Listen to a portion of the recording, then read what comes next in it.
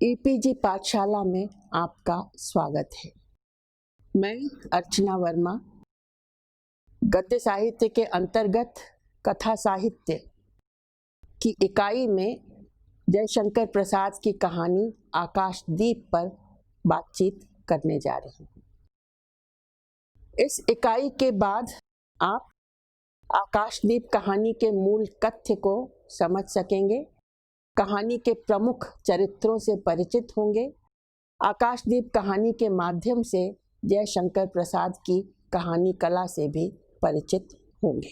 जयशंकर प्रसाद आधुनिक काल के उन विरल प्रतिभावान रचनाकारों में हैं जो बहुमुखी प्रतिभा के धनी हैं, यानी और छायावाद में अकेले वे ही नहीं, उनके साथ निराला भी, एक हद तक पंत भी और कुछ महादेवी वर्मा भी ऐसे रचनाकार हैं जो गद्यकार भी हैं और कवि भी हैं। और प्रसाद तो कहानी, उपन्यास, नाटक इन सभी रचनाओं में समान रूप से प्रवृत्त हुए और हर जगह उन्होंने अपनी एक अलग छाप छोड़ी। आकाशदीप उनकी एक विशिष्ट कहानी है। इसका प्रकाशन 1930 में हुआ था और जिस संग्रह में ये कहानी है उसका नाम भी आकाशदीप ही है, जिससे हम समझ सकते हैं कि स्वयं प्रसाद भी इसे अपनी एक महत्वपूर्ण कहानी मानते थे। जयशंकर प्रसाद प्रेमचंद के समकालीन तो थे, लेकिन एक तरह से हम उन्हें प्रेमचंद का विलोम मानते हैं। और विलोम चूंकि हमेशा पूरक हुआ करते हैं, इसलिए उस युग के अध्ययन में अगर प्रेमचंद और प्रसाद को हम एक दूसरे के सम्मुख रखकर देखें, तभी हमें उस पूरे युग की एक मुकम्मल तस्वीर दिखाई देती है। तो प्रेमचंद की रचना धारा आदर्शोन्मुख यथार्थवादी परंपरा से जुड़ी थी और प्रेमचंद के फौरन बाद जैनेन्द्र कुमार एक मनोविश्लेषणात्मक परंपरा को लेकर के चल रहे थे। इन दोनों के बीच में प्रसाद हमें एक ऐसे रचनाकार के रूप में उभरते हुए दिखाई देते हैं जिन्होंने दोनों को एक दूसरे के साथ जोड़कर, यानी एक ओर आदर्श लेकिन दूसरी ओर मनोविश्लेषण और मानसिक द्वंद्व को परत दर परत उकेरने की कोशिश एक साथ जोड़ा और उसकी वजह से आदर्श में एक यथार्थ का सूत्र भी मिला दिया। तो आकाशदीप भी प्रेम और बलिदान की कहानी है। इसके पहले उसने कहा था, प्रेम और बलिदान की हमारी प्रसिद्ध कहानियों में से एक है, लेकिन आकाशदीप ना तो उसकी परंपरा का विस्तार है ना उसका विलोम। उसने कहा था कि तरह उसमें प्रेम की टीस तो है और हर काल खंड के सामाजिक जीवन में लेखकीय विवेक के अनुरूप आदर्श की स्थापना की महत्वाकांक्षा भी है, लेकिन फिर भी दोनों कहानियां दोनों भिन्न भिन्न अंतर्दृष्टियों से संचालित हैं, दो भिन्न दिशाओं की ओर मुड़ जाती हैं। उसने कहा था कि प्रेम त्याग में गुथ कर उपस्थित होता है और आत्म बलिदान के जरिए आत्म सार्थकता और आह्लाद की अनुभूति पाता है। आकाशदीप में त्याग और बलिदान प्रेम का उदात्तीकरण तो करते हैं, लेकिन अपने ही अंतर्द्वंद्व और मनोविकारों से जूझते हुए पात्र खुद अपने आप से मुक्त नहीं हो पाते। इसका कथासार संक्षेप में देखें तो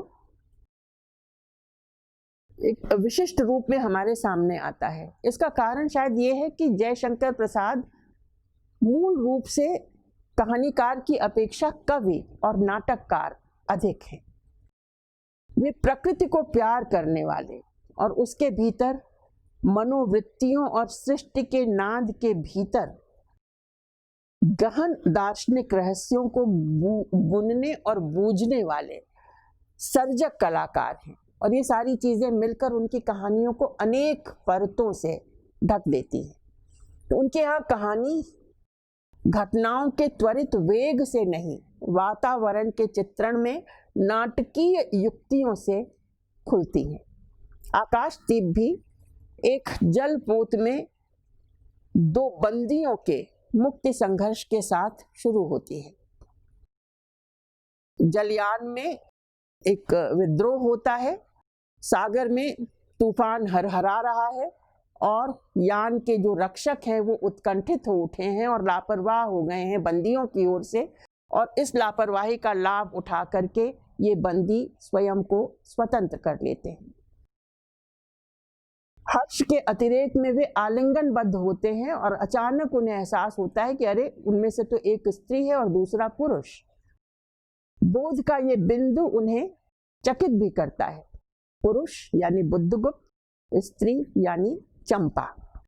और मुक्ति के क्षण में दोनों का एक दूसरे का संगी होना और एक दूसरे के स्त्रीत्व और पुरुषत्व को इस प्रकार आविष्कृत करना, ये दोनों को एक दूसरे के प्रति आकर्षित भी करता है, दुर्दम आकर्षण, क्योंकि एक उल्लास का चरम शिखर है जिसको कि ये दोनों साझा कर रहे हैं। तो इस नाटकीय दृश्य से कहानी शुरू होती है। इसके बाद समुद्र की लहरें शांत होती हैं, फिर दोनों एक शांत और संभावनाशील टापू पर जा उतरते हैं। कथा के विकास की दृष्टि से ये मानो शिखर से ही शुरुआत है। अपनी जन्मभूमि भारतवर्ष और पड़ोसी सिंघल बाली द्वीपों से बहुत दूर किसी अपरिचित निर्जन प्राय द्वीप में बुद्धगुप्त और चंपा आश्रय लेते हैं। अगले दृश्य में 5 वर्षों का अंतराल, जिसके दौरान उन्होंने अपनी विशाल भौतिक दुनिया खड़ी कर ली है। बुद्धगुप्त अब जलदस्यु नहीं है, वो जावा, सुमात्रा, सिंघल आदि आदि सुदूर द्वीपों तक एक गणमान्य व्यापारी बन गया है। उसकी व्यापारिक संधियों की तूती बोल रही है।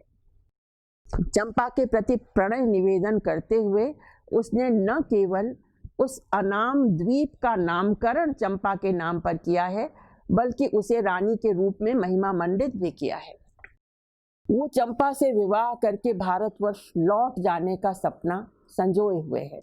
इतनी लंबी अवधि तक वो लगातार उसकी स्वीकृति की प्रतीक्षा कर रहा है, लेकिन चंपा के हृदय में शूल की तरह ये बात गड़ गई है कि बुद्धगुप्त ही उसके पिता का हत्यारा जलदस्यु है। वो अनेक बार अपने को निर्दोष साबित करने का प्रयास कर चुका है, लेकिन बुद्धगुप्त के प्रति अपने हृदय में प्रेम के उद्दाम ज्वार के बावजूद चंपा भूल नहीं पाती, क्षण भर को उसके कृत्य को भुला नहीं पाती कि वो उसके पिता का हत्यारा है। अनुराग है, इस कारण उसके हृदय में प्रतिशोध की ज्वाला शांत सी हो गई है, लेकिन ये विश्वास स्वयं को नहीं दिला पाती कि वो बुद्धगुप्त के साथ उस पर विश्वास करते हुए एक सहयोगी जीवन जी सकती।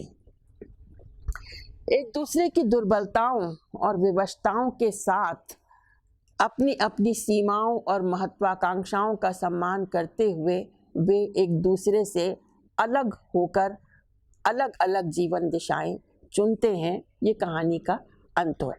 ये तो कहानी है, यानी कथानक। कहानी के भीतर की अंतर वस्तु क्या है, यानी जो कहानी हमारे सामने आती है उसके भीतर छुपी जो उसकी थीम है। असल में कथा के माध्यम से जब वो एक गहनतर स्तर पर गुथी हुई थीम अपने आप को व्यक्त करती है तो कहानी में परतों का जन्म होता है और वही कहानी को कालजयी बनाता है। कथा के पात्र जब अनायास अपनी मनोग्रंथियों और मनोवृत्तियों का परत दर परत साक्षात्कार करने लगते हैं और उन्हीं के बीच से जीवन के सनातन प्रश्नों पर विचार करने का हौसला रखते हैं, या फिर इस विचार प्रक्रिया के कारण पाठक की चेतना को आंदोलित करते हैं, तो कहानी केवल आख्यायिका न रहकर जीवन की सर्जनात्मक ताकत बन जाती है। आकाशदीप की सबसे बड़ी खूबी ये है कि प्रेम और घृणा के दो मूल तंतुओं के बीच निरंतर डोलती हुई कहानी अनिश्चय और दुर्बलता में विघटित नहीं होती।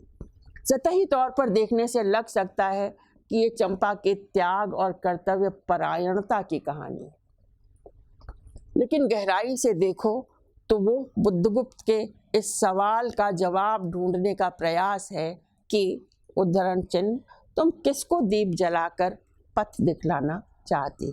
कहानी की नायिका चंपा घर समाज में दिखलाई पड़ने वाली आम स्त्रियों सरीखी नहीं है। भले ही आत्म परिचय देते हुए वो बुद्धगुप्त को बताती है कि मातृहीना होने के कारण 8 बरस की आयु से ही वो अपने प्रहरी पिता के साथ समुद्री नौका में रहती रही है, लेकिन पूरी कहानी में वो हमेशा सौम्य, विवेकशील और कुलीन स्त्री के रूप में दिखाई पड़ी है। स्त्री सरीखी दीनता और हीनता ग्रंथि चंपा का परिचय नहीं है। वो पुरुष की शक्ति और प्रेरणा के रूप में जिस प्रकार विन्यस्त हुई है, उससे अपना कमरा की लेखिका वर्जीनिया वुल्फ का यह कथन अनायास स्मरण हो आता है कि अगर मर्दों द्वारा लिखे कथा साहित्य के अतिरिक्त औरतों का कहीं और अस्तित्व न होता तो उनकी कल्पना अत्यंत महत्वपूर्ण प्राणी के रूप में की जाती।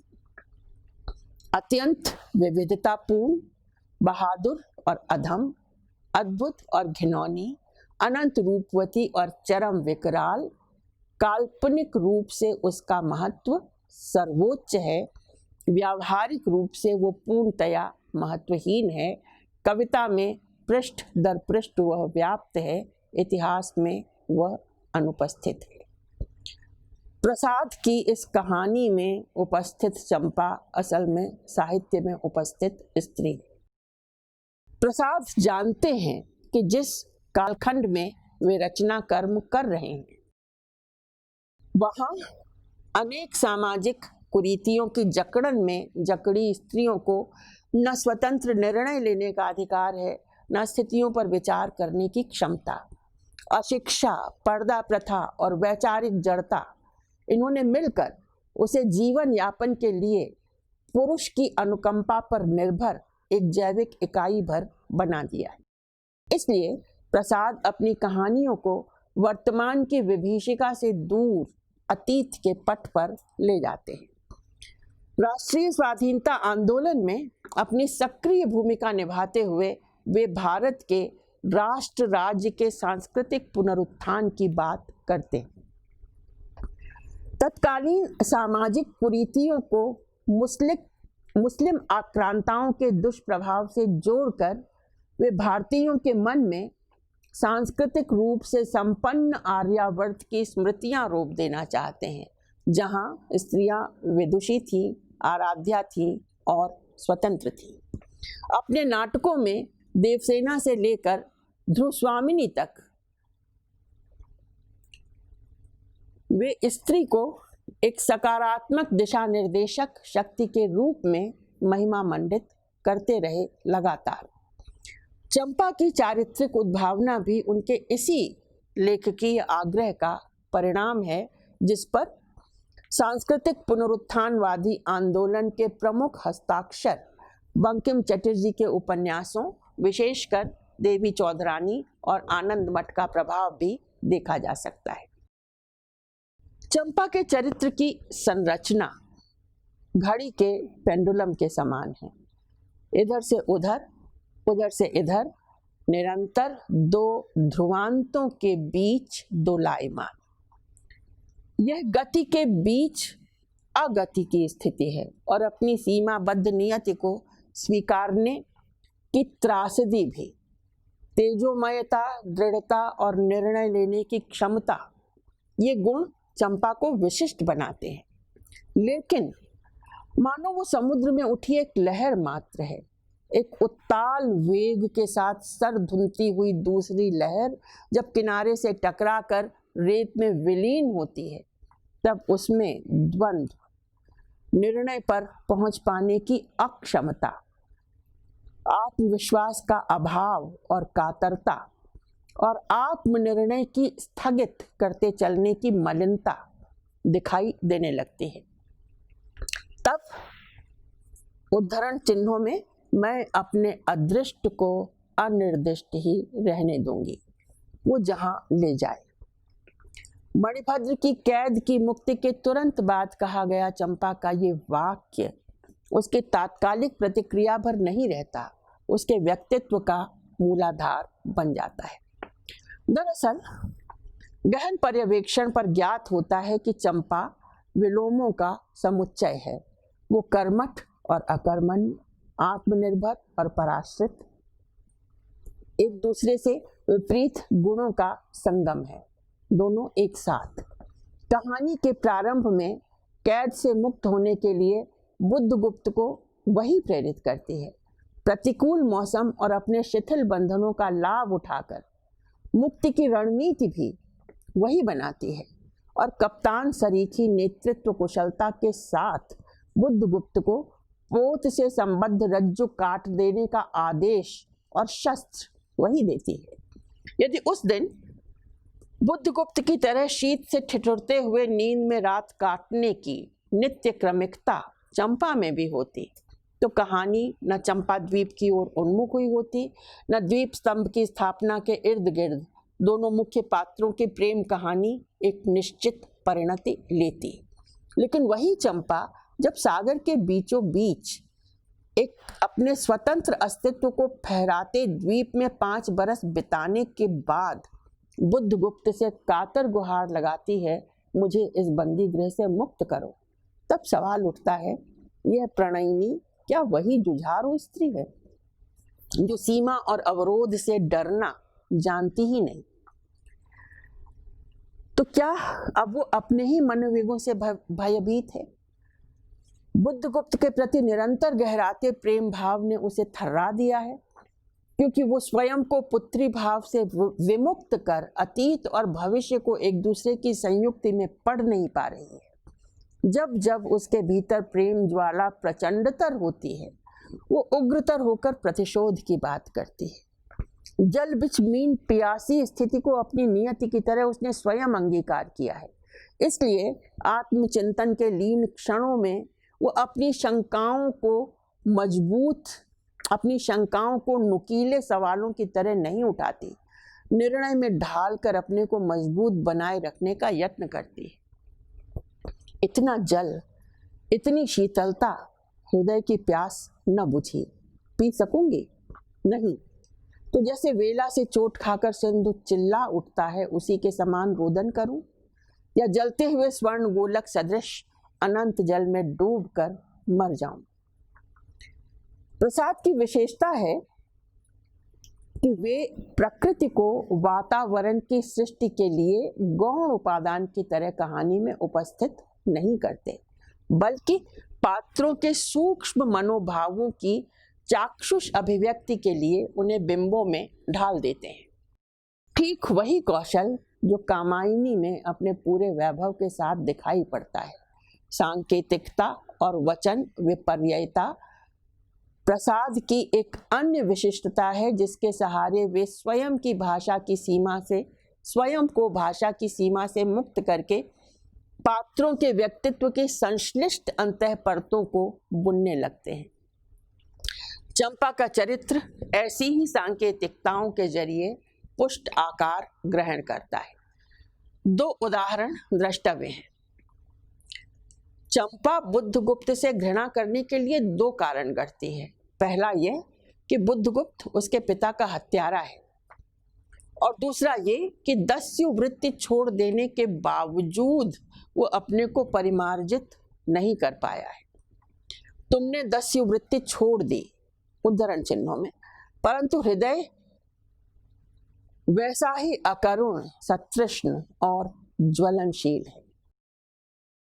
वास्तविकता यह है कि कमनीयता और औदार्य के तमाम आवरणों के नीचे स्वयं चंपा ही अकरुण, सतृष्ण और ज्वलनशील है। प्रेम या रमणी भाव ने उसकी कामनाओं को उद्दीप्त किया है।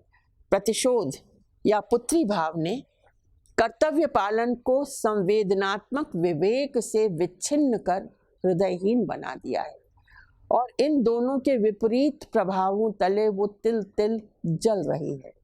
वस्तुतः बुद्धगुप्त ने उसे नहीं बांधा है, वो स्वयं उसके प्रेम में बंध कर एक फरियादी की तरह उसके पैरों पर गिरा पड़ा है। चंपा स्वयं अपने मनोविकारों की जकड़न में फंसी हुई है। मुक्ति का मार्ग उसके भीतर से प्रशस्त होगा, वो जानती है, लेकिन मुक्ति के स्वरूप को आकार देने का प्रयास नहीं करती। प्रश्न उठता है कि कहानी के आरंभ में भौतिक कैद से मुक्ति हेतु रणनीति बनाने वाली चंपा क्यों अपनी मानसिक भावनात्मक मुक्ति की रूपरेखा नहीं बना पाती?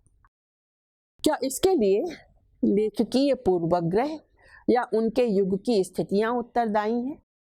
स्पष्ट उत्तर है हाँ। सांस्कृतिक पुनरुत्थानवादी आंदोलन आदर्श भारतीय स्त्री को महिमा मंडित करता हुआ जिस उच्चतम सोपान पर स्थापित करता है वो वस्तु स्थिति का एक सच है, लेकिन उसी के समानांतर एक दूसरा सच उतनी ही कुशलता से बुना गया है जो स्त्री के समग्र व्यक्तित्व को पुरुष सापेक्ष अनेक भूमिकाओं में विभाजित कर उसे पत्नी, पुत्री, बहन और गृहिणी के रूप में पुरुष हित की कीली पर घूमने को प्रेरित करता है। परंपरा अनुमोदित इन भूमिकाओं एवं परिवार की परिधि से बाहर आकार लेने वाली किसी भी भूमिका में प्रेमिका का कोई स्थान नहीं। इसलिए जिस क्षण वो बुद्धगुप्त के सानिध्य के लिए सबसे अधिक व्यग्र होती है अथवा आलिंगन चुंबन के जरिए अपने स्त्री व्यक्तित्व को समग्रता में जीने की उत्कंठा से तड़प उठती है, ठीक उसी पल खांचों में बटी भूमिकाएं आप्लावनकारी दबाव के साथ उसकी निजता का गला घोटने चली आती हैं। ईश्वर और पारिवारिक संबंध उसके परित्राण के लिए चले आते हैं और तब अपनी ही गति के विपरीत चलकर वो अपने इर्द गिर्द वर्जना की गगनचुंबी दीवारें चुनने लगती है। तुम भगवान के नाम पर हंसी उड़ाते हो, मेरे आकाशदीप पर व्यंग्य कर रहे हो। नाविक, उस प्रचंड आंधी में प्रकाश की एक एक किरण के लिए हम लोग कितने व्याकुल थे। मुझे स्मरण है, मैं जब छोटी थी मेरे पिता नौकरी पर समुद्र में जाते थे। मेरी माता मिट्टी का दीपक बांस की पिटारी में भागीरथी के तट पर बांस के साथ ऊंचे टांग देती थी। उस समय वो प्रार्थना करती, भगवान मेरे पथ भ्रष्ट नाविक को अंधकार में ठीक पथ पर ले चलना। और जब मेरे पिता बरसों पर लौटते तो कहते, साध्वी तेरी प्रार्थना से भगवान ने भयानक संकटों में मेरी रक्षा की है। वो गदगद हो जाती। मेरी माँ, आह नाविक, ये उसी की पुण्य स्मृति है। तब प्रतीत होता है कि चंपा की स्त्री और द्वीप दो जगह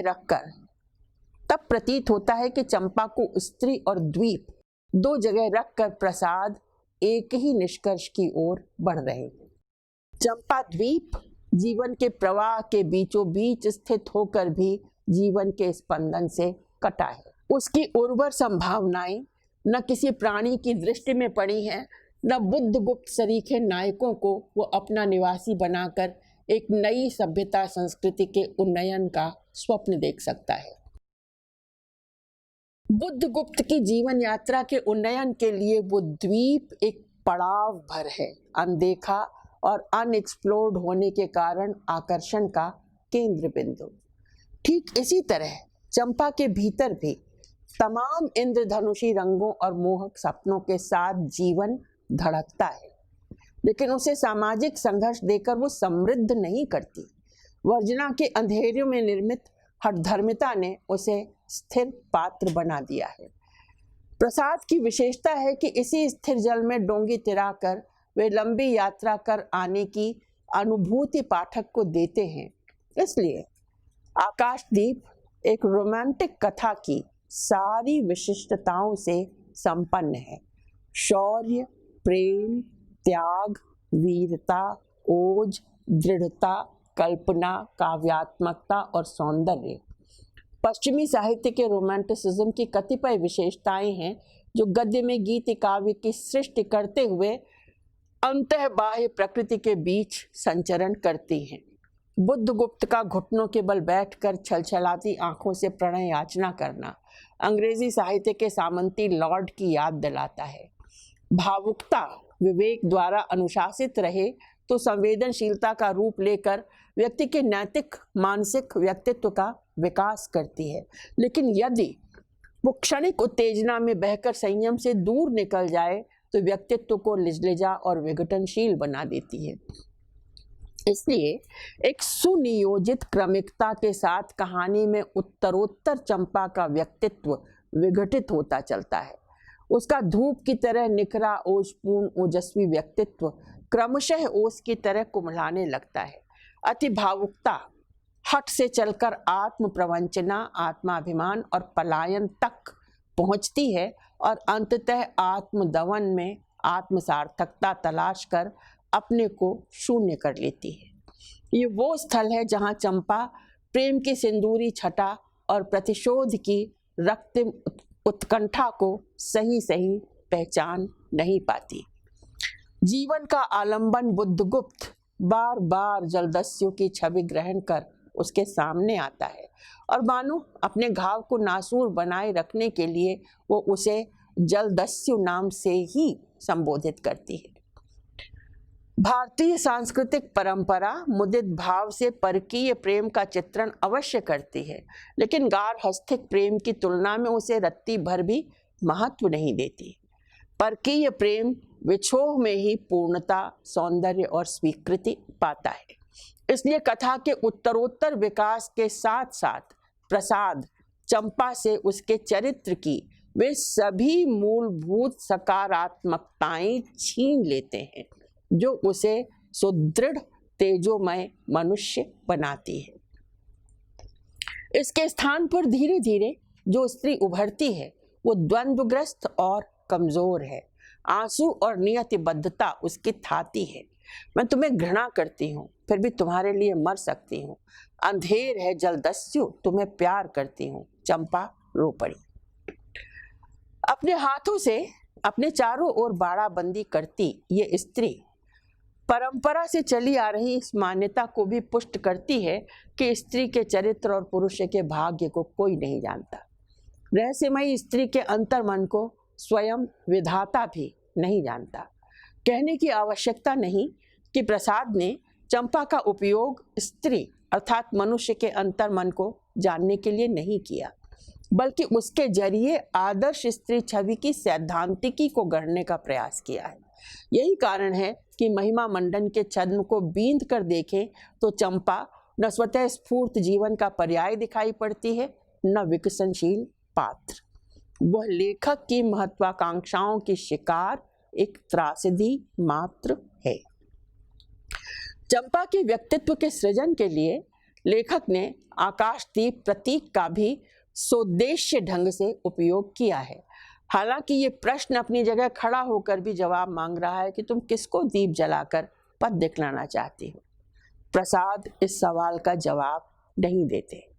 सवाल की नुकीली चुभन से कन्नी काटकर वे चंपा की एकांतिक साधना को आकाशदीप के औदात्य से प्रतिष्ठित करते हैं और पुरस्कार स्वरूप उसे माया, ममता और स्नेह सेवा की देवी के रूप में जन सामान्य में पूजित अर्चित दिखाते हैं, मानो यहाँ आकर लेखक का मनोरथ पूर्ण हो गया हो और परिवार समाज में स्त्री की महनीय भूमिका को उसने भली भांति व्याख्यायित कर दिया हो। मैं कहानी में चंपा के ठोस से ठस होते व्यक्तित्व विघटन की क्रमिक प्रक्रिया की साक्षी। चूंकि लेखकीय मंतव्यों के पीछे युगीन सांस्कृतिक पुनरुत्थानवादी दबावों को जानती हूँ, इसलिए आदर्श भारतीय स्त्री के रूप में गढ़ी गई उस छवि को पूरी तरह स्वीकार नहीं कर पा रही। कर्मठ, तेज तर्रार, संकल्प, आत्माभिमानिनी स्त्री का यूं क्रमशः खींचते चलना मुझे भयभीत करता है, खासतौर पर तब जब आश्रयदाता मणिभद्र के घृणित प्रस्ताव को सुनकर जी भर गालियां देने और उसकी अंकशायनी बनने की बजाय बंदिनी बनने के विकल्प को वो स्वयं स्वीकारती है। तब यह कैसे संभव है कि प्रेम और स्वाभिमान दोनों की अलग अलग रंगत को पहचानने वाली वो स्त्री समर्पण के नाम पर पलायन को गले लगाए। चंपा के अवसाद और द्वंद्व तले मुझे उसकी दिशाहारा कातरता दिखती है, जो इतनी लिजलिजी है कि अपनी अंतःशक्तियों का संचयन करने के बावजूद दार्शनिकता के धरातल का संस्पर्श नहीं कर सकती। लेकिन लेखक उसे एक झटके के साथ इस नश्वर संसार के व्यामोह से मुक्त करके ईश्वरावतार के किसी रूप में आविर्भूत कर देता है। स्मृति में जगत मिथ्या के साथ ब्रह्म सत्य का सिद्धांत और अहम ब्रह्मास्मि का उद्घोष कौंधने लगता है। द्वंद्वग्रस्त, शंकित, कातर चंपा ने एक साथ आध्यात्मिक दृढ़ता के कई सोपानों का आरोहण कर लिया है। इसलिए सहसा चैतन्य होकर चंपा ने कहा, बुद्धगुप्त, मेरे लिए सब भूमि मिट्टी है, सब जल तरल है, सब पवन शीतल है, सब मिलाकर मेरे लिए एक शून्य है। प्रिय नाविक, तुम स्वदेश लौट जाओ विभवों का सुख भोगने के लिए, और मुझे छोड़ दो इन निरीह भोले भाले प्राणियों के दुख की सहानुभूति और सेवा के लिए। चंपा के चरित्र का यह यू टर्न गोदान की मालती का स्मरण कराता है।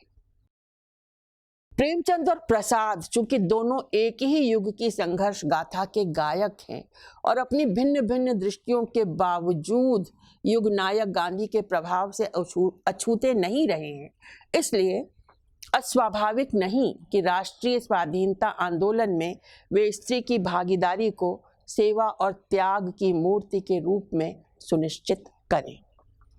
प्रणय को समाज सेवा और राष्ट्र प्रेम की परिधि में बांधकर प्रसाद ने प्रेमचंद की तरह स्त्री को मनुष्य रूप में नहीं, स्त्रीयोचित मूल्यों की धारक शक्ति के रूप में चित्रित किया है। स्त्री जानती है कि जिन मूल्यों को स्त्री के जीवन की सार्थकता का नाम देकर महिमा मंडित किया जाता है, उन्हें वो आत्म प्रवंचना, आत्मदमन और आत्मपीड़न के बिना प्राप्त नहीं कर सकती। शायद इसीलिए आदर्श भारतीय स्त्री की ओर से परंपरा अनुमोदित इन कटाक्षों के विरोध में कभी कोई स्वर नहीं उठाया गया। चंपा के ठीक विपरीत है बुद्धगुप्त की चारित्रिक संरचना। दुर्दांत जलदस्यु से सफल व्यापारी, संवेदनहीन क्रूर हत्यारे से संवेदनशील प्रणयी की भूमिका में उसके व्यक्तित्व का उत्तरोत्तर विकास हुआ है। कहानी में दुर्दांत जलदस्यु के रूप में उपस्थित होने के बावजूद कथा के प्रारंभिक दौर में चंपा के समक्ष वो बौना और व्यक्तित्वहीन है। अपनी महिमा में अलौकिक वो तरुण बालिका उसके लिए श्रद्धा और विस्मय की वस्तु है। चंपा के प्रेम में उन्मत्त वो युवक प्रत्यक्षतया चंपा को पत्नी रूप में पाना चाहता है, लेकिन लेखक ने दोनों के संबंध को इस रूप में बुना है कि चंपा के सानिध्य में वो निरंतर अपने नए नए रूप अन्वेषित करता चलता है। वो विस्मय से अपने हृदय को टटोलने लगा।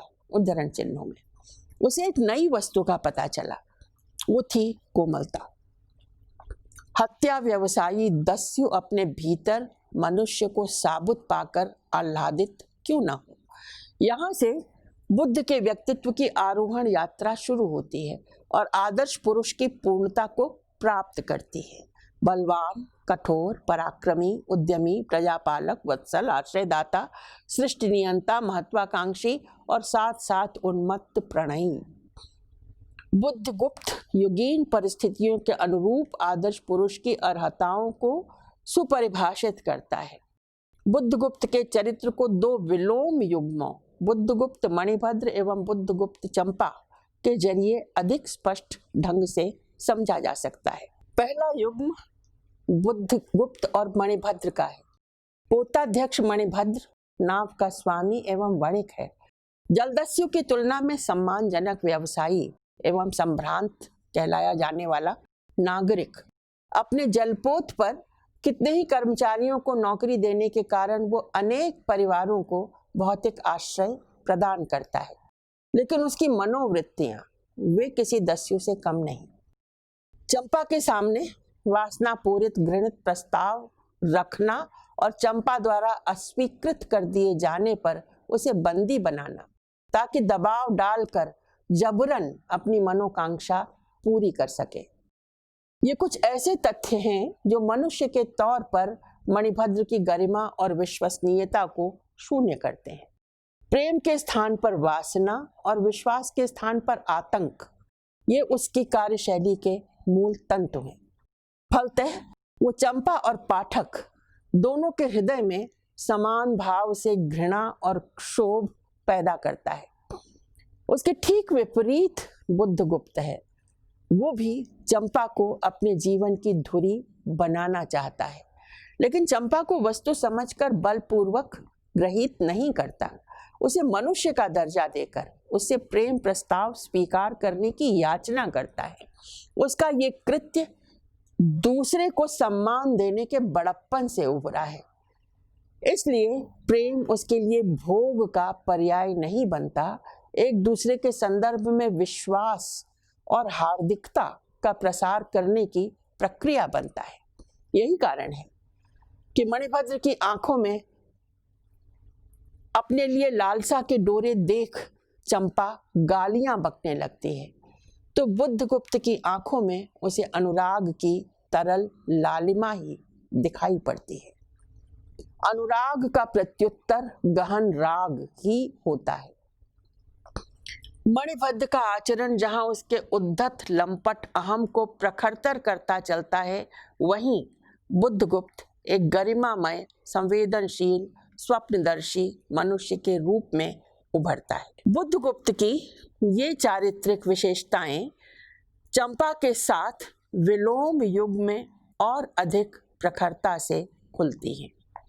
निर्जन चंपा द्वीप पर आश्रय लेकर 5 बरस के अवधि में बुद्धगुप्त ने अपने भीतर और बाहर को पूरी तरह से पुनर्सृजित किया है। वो अधिक संवेदनशील ही नहीं हुआ, विचारशील भी हुआ है और आत्म साक्षात्कार मनुष्य के रूप में अपना परिचय पाने को उत्कंठित भी हुआ है। वो स्वीकार करता है कि बहकी हुई तारिका के समान उसके शून्य में उदित हुई चंपा अशोक की तरह एक कोमल रेखा है, जिसका सानिध्य पाकर उस सरीखे पशुबल और धन के उपासक के मन में किसी शांत और कांत कामना की हंसी खिलखिलाने लगी है। लेकिन इस स्वीकार से कहीं अधिक मूल्यवान है अपनी अज्ञानता का स्वीकार कि फिर भी मैं न हंस सका। लेकिन लेखक बुद्धगुप्त की इस अक्षमता के कारणों का विश्लेषण नहीं करते। उसे साधक की भूमिका में उतार कर पाठक से स्वतः ही सभी संकेत समझने का आग्रह करते हैं। बुद्धगुप्त चाहता तो निर्जन द्वीप में चंपा की देह पर आसानी से आधिपत्य जमा सकता था, लेकिन वो मणिभद्र नहीं बनना चाहता। इसलिए उसके सामने दोहरी चुनौती है, चंपा के प्रेम के साथ साथ विश्वास को भी जीतना। एक प्रतिष्ठित धनी व्यापारी के रूप में कमाई गई लौकिक उपलब्धियां उसके बदले हुए नजरिए की सूचक अवश्य हैं, लेकिन चंपा के बिना मानो वे अकारत हैं। सिंधु की लहरों पर शासन करने वाला ये पराक्रमी वीर अपनी इस इकलौती पराजय पर व्यथित है कि चंपा के निगूढ़ विश्वास को क्यों अपनी एकांकी साधना के बावजूद जीत नहीं पाया। प्रसाद की विशेषता है कि वे घटनाओं के जरिए नहीं, चरित्रों के घात प्रतिघात से उत्पन्न नाटकीय स्थितियों के जरिए कथा को उत्कर्ष की ओर ले जाते हैं। चूंकि कहानी की संरचना पूरी तरह से नाटकीय है, अतः नाटक की कार्यावस्थाएं यहाँ महत्वपूर्ण भूमिका निभाती है।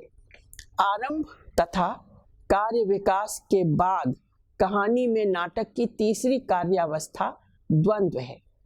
नायक और नायिका दोनों ही अंतर्द्वंद्व से घिरे एक दूसरे की समाधान की आशा में एक दूसरे को समाधान की आशा में ताक रहे हैं। ये चरमोत्कर्ष का बिंदु भी है। प्रेमाकांक्षा उनके भीतर का सत्य है, लेकिन प्रेम में